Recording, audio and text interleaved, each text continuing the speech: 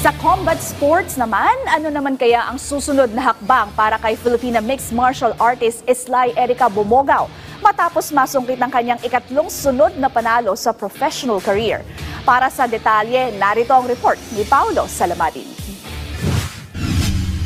Matapos ang matagumpay na kampanya sa ikatlong professional fight kamakailan sa One Championship sa Bangkok, Thailand, nakadakdang magbalik si Filipina rising star Islay Erica Bumogao sa kanyang tungkulin sa National Muay Thai Team sa ilalim ng Muay Thai Association of the Philippines. Matatandang humakot ang Team Bagsik Philippine Muay Thai Team kamakailan ng kabuoang 5 ginto, 2 silver at 4 na bronze medal sa ginanap na Senior World Championship sa Antalya, Turkey. Sunod namang paghahandaan ng koponan ang magaganap na Asian Championship ngayong June 20 hanggang 26 sa Vietnam.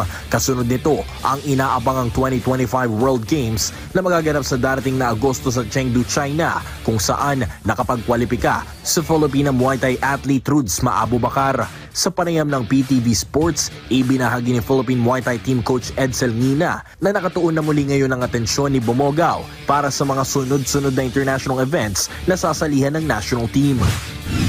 Definitely sir, priority ni Islay yung national team. Priority niya yung pag-represent sa Pilipinas pagdating sa international competitions na amateur. So secondary lang po yung professional career niya sir.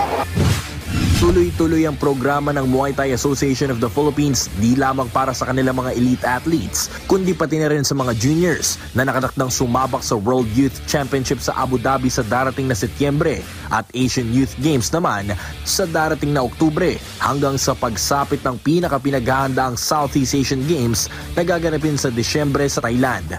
Paulo Salamatin para sa Atletang Pilipino, para sa Bagong Pilipinas.